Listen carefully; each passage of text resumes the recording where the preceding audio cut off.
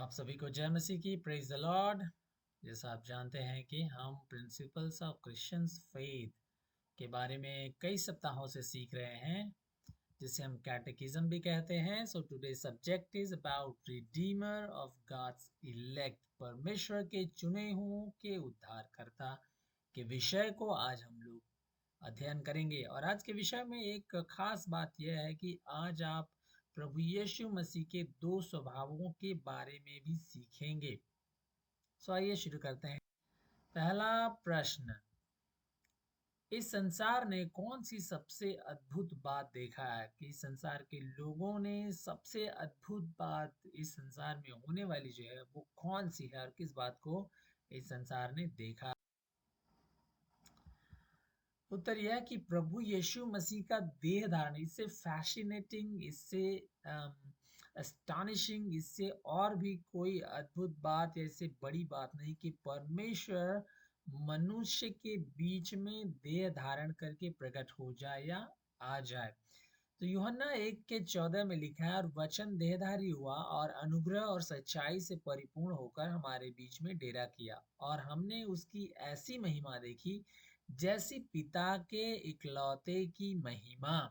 Okay, सो यूहन्ना रचित सुसमाचार में बहुत क्लियरली हम पाते हैं कि परमेश्वर पिता का इकलौता पुत्र हमारे बीच में देहधारी होकर अपना डेरा किया, उसने निवास बनाया हमारे बीच में, वो हमारे उद्धारकर्ता के रूप में आ गया। और इससे अद्भुत और इससे बड़ी बात और कोई नहीं हो सकती है कि परमेश्वर अपने लोगों के बीच में खुद मनुष्य रूप देह धारण करके आ जाए।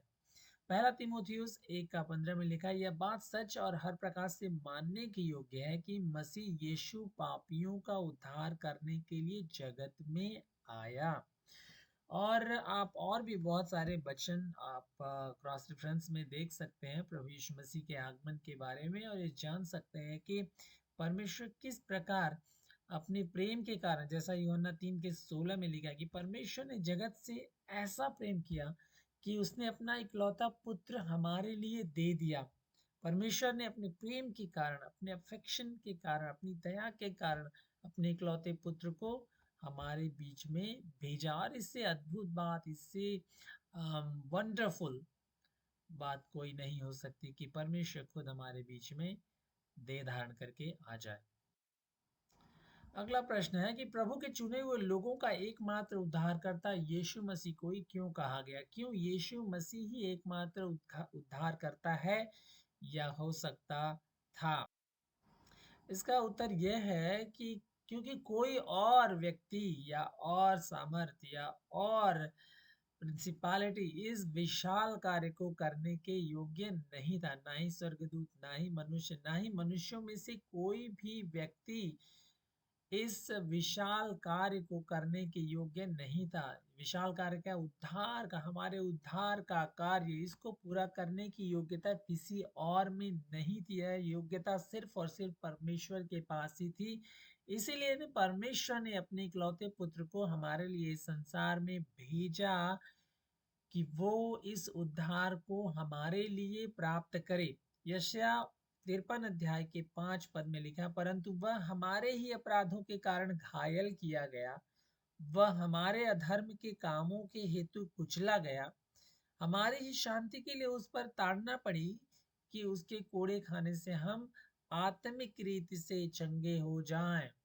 क्योंकि आत्मिक रीत से हम बीमार पड़े थे, हम मरे हुए थे, हम परमेश्वर से दूर थे, ताकि यीशु के कामों के द्वारा, यीशु के लहू बहाए जाने के द्वारा, उसके मारे जाने, गाड़े जाने और मुर्दों में से जी उठने के द्वारा हम क्या करें? आत्मिक रीति से चंगे हो जाएं, परमेश्वर से हमारा मेल मिलाप हो जाए, पवित्र और शुद्ध हो जाएं, और परमेश्वर के योग्य हम बन जाएं। नेक्स्ट, परमेश्वर के चुने हुए लोगों को पाप की दास्ता से यीशु मसीह कैसे छुड़ाता है? कैसे प्रभु यीशु मसीह अपने लोगों को पाप की दास्ता से छुड़ा है? इसका उत्तर यह है कि प्रभु यीशु मसीह ने एक कीमत चुकाई, जिसके द्वारा वह अपने लोगों को पाप की दास्ता से छुड़ाते हैं। पहला पत्रस 1:19 में लिखा, तुम्हारा छुटकारा चांदी सोने अर्थात नाशमान वस्तुओं के द्वारा नहीं हुआ है, पर निर्दोष और निष्कलंक मेमने अर्थात यीशु मसीह के बहुमूल्य लहू के द्वारा हुआ है। तो मनुष्य का उद्धार जो है चांदी सोने से नहीं, दिखने वाली वस्तुओं से नहीं, अट्रैक्टिव चीजों से नहीं, जो नाश होने वाली वस्तुएं हैं उनके द्वारा नहीं हुआ, परंतु उसके अपने निर्दोष, निष्पाप, निष्कलंक और पवित्र बहुमूल्य लहू बहाने के द्वारा हुआ, जो उसने क्रूस पर हमारे लिए बहाया।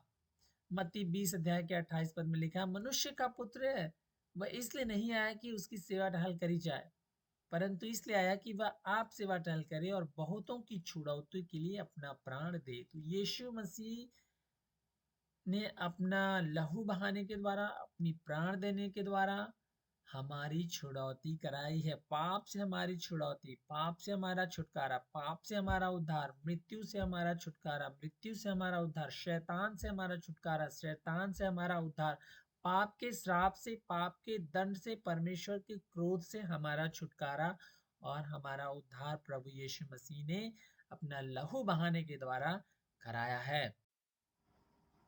अगला प्रश्न, मसीह ने सामर्थ्य या विजय द्वारा कैसे हमें पाप छुड़ाया है? इसका उत्तर यह है कि कुलुस्सी 2 अध्याय के 14 और 15 पद में लिखा हुआ है, और विधियों का वह लेख जो हमारे नाम पर और हमारे विरोध में था मिटा डाला और उसे क्रूस पर कीलों से जड़ कर सामने से हटा दिया है। और उसने प्रधानताओं और अधिकारों को ऊपर से उतार कर उनका खुल्लम खुल्ला तमाशा बनाया और क्रूस के द्वारा उन पर जय जयकार की ध्वनि सुनाई है।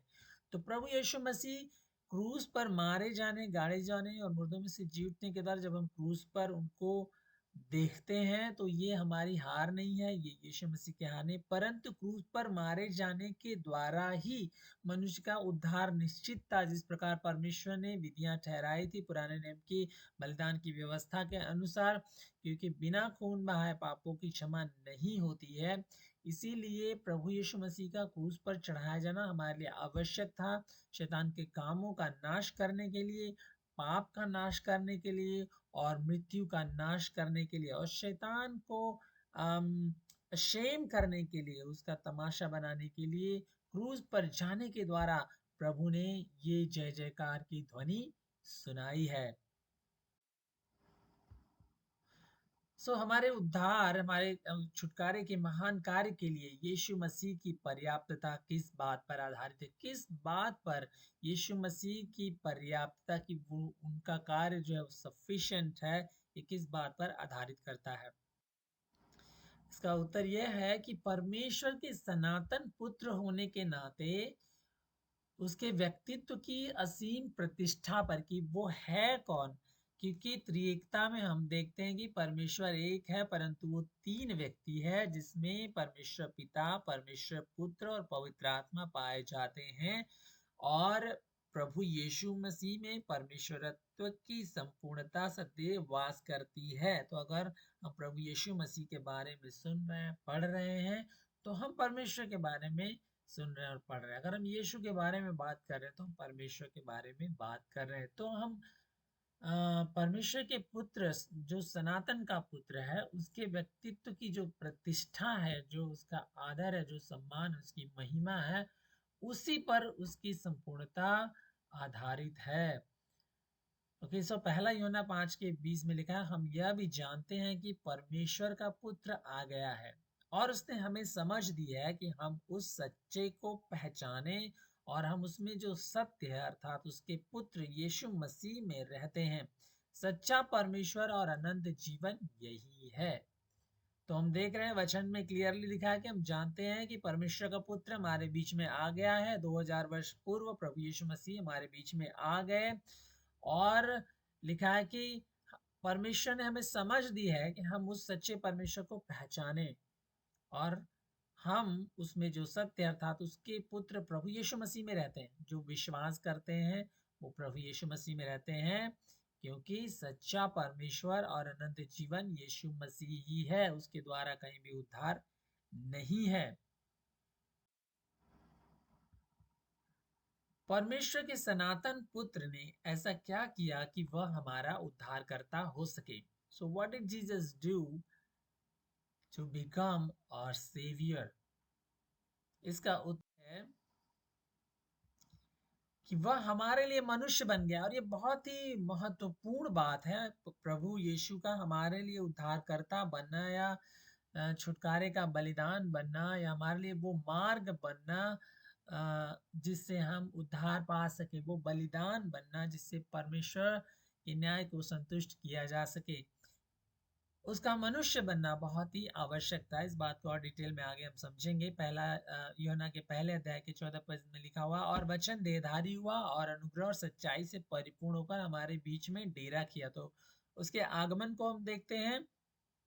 यहाँ पे स्पेलिंग मिस्टेक है, माफ कीजिए, गलतियों 4 अध्याय के 4 में, परंतु जब समय पूरा हुआ तो परमेश्वर ने अपने पुत्र को भेजा जो स्त्री से जन्मा और व्यवस्था के अधीन उत्पन्न हुआ। तो यहाँ हमारे पास क्लैरिटी है, हिस्टोरिकल प्रूफ है कि प्रभु यीशु मसीह मरियम के द्वारा पवित्र आत्मा की सामर्थ्य से वो जन्मे और यहूदियों की व्यवस्था के अधीन वो उत्पन्न हुए। फिलिपियों 2 अध्याय के 6-7 में लिखा, जिसने परमेश्वर के स्वरूप में होकर भी परमेश्वर के तुल्य होने को अपने वश में रखने की वस्तु ना समझा, वरन अपने आप को ऐसा शून्य कर दिया और दास का स्वरूप धारण किया और मनुष्य की समानता में हो गया। सो परमेश्वर ने, प्रभु यीशु मसीह ने अपनी डिविनिटी को सेट असाइड करके, इग्नोर करके, वो हमारे लिए मनुष्य बन गया और दास का रूप वो धारण कर लिया, ताकि वो हमारे लिए उस उद्धार को प्राप्त कर सके जिसके लिए वो ठहराया गया था, जिसके लिए पिता से उसको आज्ञा मिली थी कि वो पिता की बातों को, पिता की आज्ञाओं को पूरा कर सके। नेक्स्ट क्वेश्चन, मसीह के पास कितने स्वभाव हैं? सो हमने देखा कि परमेश्वर second person of the trinity, त्रिएकता के दूसरे जो व्यक्ति हैं, प्रभु यीशु मसीह परमेश्वर का पुत्र, वो हमारे लिए मनुष्य देह धारण करता है। तो यहाँ पे एक प्रश्न उठता है, तो क्या प्रभु यीशु मसीह, कई लोग पूछते हैं क्या प्रभु यीशु मसीह के पास दो आत्माएं हैं, एक परमेश्वर की आत्मा और एक मनुष्य की आत्मा? परंतु प्रभु यीशु मसीह के पास दो आत्माएं नहीं है, आत्माओं की बात नहीं की जाती, परंतु स्वभाव की बात यहाँ की जाती है कि यीशु मसीह के पास कितने स्वभाव हैं। तो इसका उत्तर है कि प्रभु यीशु मसीह के पास दो स्वभाव हैं, एक परमेश्वर का और मनुष्य का, क्योंकि वो अनंत काल से परमेश्वर है, परंतु वो हिस्ट्री में, इतिहास में 2000 साल पहले वो हमारे लिए मनुष्य का देह धारण कर लिया। तो परमेश्वर ने, प्रभु यीशु मसीह ने कंप्लीटली जो है अपने ईश्वरत्व के स्वभाव को त्याग नहीं दिया, अम, अम, और जब उसने मनुष्य देह धारण किया तो उसका ईश्वरत्व का जो स्वभाव है वो उससे छीन नहीं लिया गया, उससे अलग नहीं हो गया, परंतु उसका स्वभाव जो परमेश्वरत्व का है उसके पास ही था और मनुष्यत्व का स्वभाव उसने धारण कर लिया। पहला तीमुथियुस 3 अध्याय के 16 में लिखा है, इसमें संदेह नहीं कि भक्ति का भेद गंभीर है, अर्थात वह जो शरीर में प्रकट हुआ, परमेश्वर शरीर में प्रकट हुआ, आत्मा में धर्मी ठहरा, स्वर्गदूतों को दिखाई दिया, अन्य जातियों में उसका प्रचार हुआ, जगत में उस पर विश्वास किया और महिमा में प्रभु यीशु मसीह ऊपर उठा लिया गया। सो ये इसमें कोई संदेह नहीं है, इसमें कोई डाउट नहीं है कि परमेश्वर हमारे बीच में आ गया, and he is called God man. Okay, Jesus Christ is called the true God man, इसके पास दो स्वभाव है, परमेश्वर का स्वभाव भी और मनुष्य का स्वभाव भी।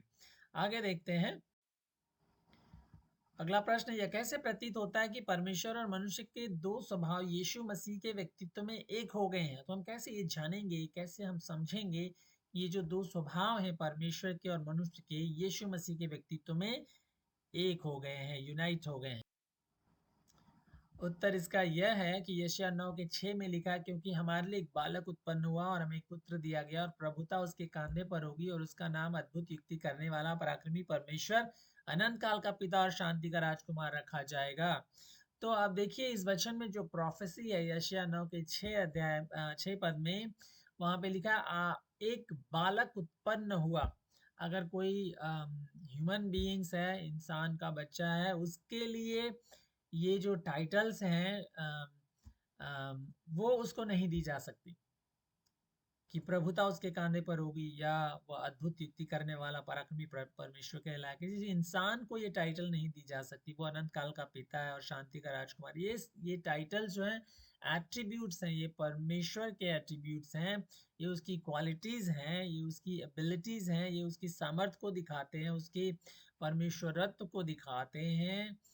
तो ये जो टाइटल्स हैं ये किसी मनुष्य को नहीं दिए जा सकते, ये सिर्फ परमेश्वर को ही दी जा सकती हैं। और इस प्रोफेसी में हम देखते हैं यहाँ पे डुअलिटी देखते हैं, डुअलिटी ऑफ पर्सनालिटीज, स्वभाव को देखते हैं। मनुष्य का स्वभाव हम देखते हैं, शारीरिक रूप से एक बालक हम देखते हैं, और उस बालक में जो हमारे लिए उत्पन्न होगा उसमें हम ईश्वरत्व के गुणों को देखते हैं। दोनों एक ही साथ इंग्रोज्ड हैं। रोमियो 9:5 में लिखा है, मसीह भी शरीर के भाव से उन्हीं में से, यहूदियों में से, और जो सबके ऊपर परम परमेश्वर है, युगान युग है और वह धन्य है। इसीलिए पौलुस भी कह रहा है कि यीशु मसीह शरीर के भाव में से तो मनुष्यों में, यहूदियों में से उत्पन्न हुआ, परंतु वो सबके ऊपर परम प्रधान परमेश्वर है, जो युगान युग धन्य परमेश्वर है। पहला तीमुथियुस 3:16 हमने पिछले स्लाइड में भी पढ़ा था कि इसमें संदेह नहीं कि भक्ति का भेद गंभीर है, अर्थात वह जो शरीर में प्रकट हुआ, आत्मा में धर्मी ठहरा, स्वर्गदूतों को दिखाई दिया, अन्य जातियों में उसका प्रचार हुआ, जगत में उस पर विश्वास किया गया और महिमा में ऊपर उठा लिया गया। तो दोनों स्वभाव को हम एक व्यक्ति में देखते हैं, प्रभु यीशु मसीह के व्यक्तित्व में परमेश्वरत्व का स्वभाव और मनुष्यत्व का स्वभाव। प्रभु यीशु मसीह के जीवन को अगर आप देखिए तो आप पाएंगे कि प्रभु यीशु मसीह जो चंगाइयाँ करते हैं, जो चिन्ह चमत्कार दिखाते हैं, वो अपने ईश्वरत्व के गुणों में होकर दिखाते हैं, और जो उन्होंने दुख उठाया, दर्द सहा, वो अपने मनुष्यत्व के गुणों में होकर वो दिखाते हैं। अगला प्रश्न, यह क्यों आवश्यक था कि हमारा उद्धारकर्ता मनुष्य हो? हाँ, यह भी जरूरी है कि यह क्यों आवश्यक था कि हमारा उद्धारकर्ता मनुष्य हो। इस बात को समझना बहुत ही आवश्यक है कि उत्तर इसका यह है कि वह हमारा सगा संबंधी और खून संबंधी होने के कारण छुटकारे का अधिकार उस पर आ सके, और वह हमारे स्वभाव के अनुसार आज्ञा पालन करने और कष्ट सहने में समर्थ हो सके। मनुष्यों के उद्धार के लिए मनुष्य की आवश्यकता थी, परंतु मनुष्यों में कोई धर्मी नहीं, एक भी धर्मी नहीं जो उस उद्धार के कार्य को प्राप्त कर सके, क्योंकि सबने पाप किया, सबने अपना अपना मार्ग लिया, सब भटक गए और परमेश्वर से दूर हो गए, परमेश्वर के बैरी हो गए।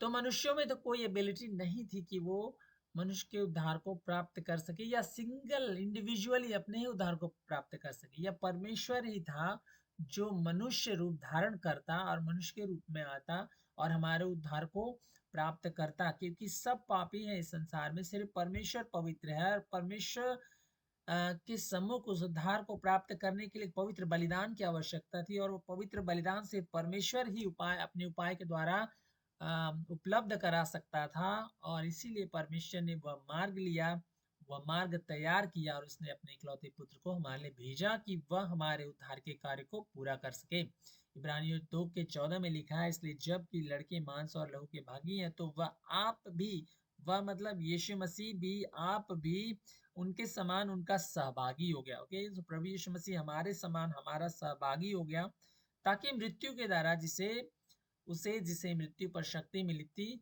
शैतान को निकम्मा कर दे। तो प्रभु यीशु मसीह हमारे समान बन गया, दुख सुख भोगी मनुष्य बन गया, हमारे समान हमारा सहभागी हो गया, ताकि हमारे लिए मृत्यु के द्वारा वो मृत्यु पर, पाप पर, शैतान पर जय पा सके। अगला प्रश्न है, यह क्यों आवश्यक था कि हमारा उद्धारकर्ता परमेश्वर हो?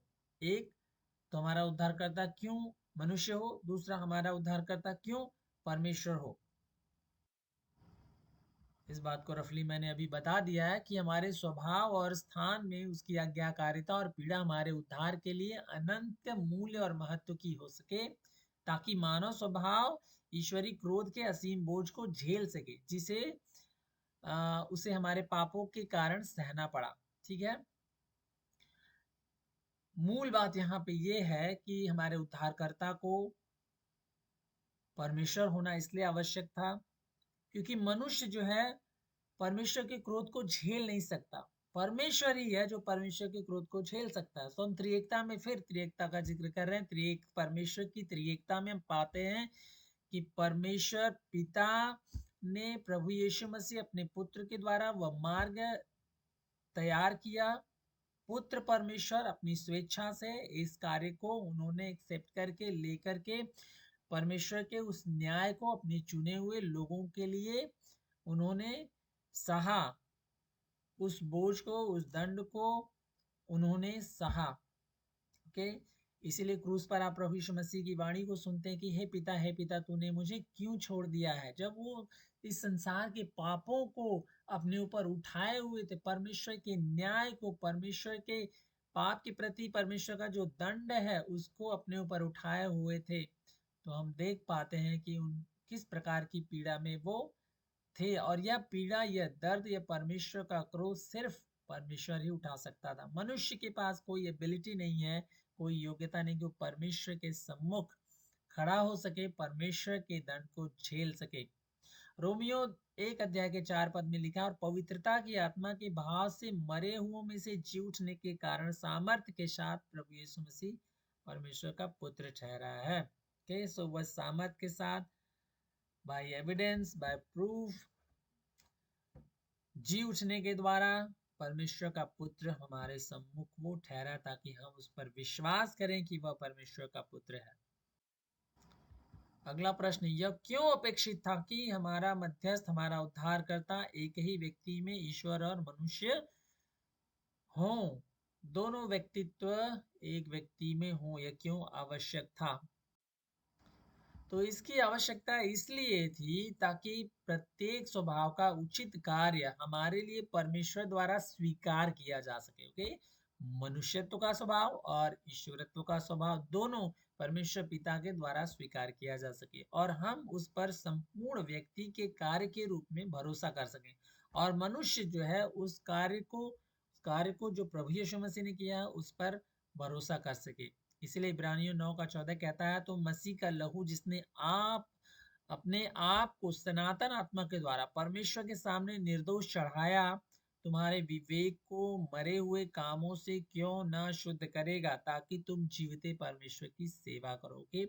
सो प्रभु यीशु मसीह का लहू जो है वो एबल है, वो निर्दोष है, वो पवित्र है, ताकि वो हमको क्या करता है, हमारे मरे हुए जो विवेक हैं, हमारे अशुद्ध काम है, हमारे पाप हैं, हमें उससे शुद्ध करता है, ताकि हम जीते परमेश्वर की सेवा कर सकें। पहला पत्रस 2 अध्याय के 6 में लिखा है, इस कारण पवित्र शास्त्र में भी आया है, देखो मैं सियोन में कोने के सिरे का चुना हुआ और बहुमूल्य पत्थर धरता हूँ, और जो कोई इस पर विश्वास करेगा वह किसी रीत से लज्जित नहीं होगा।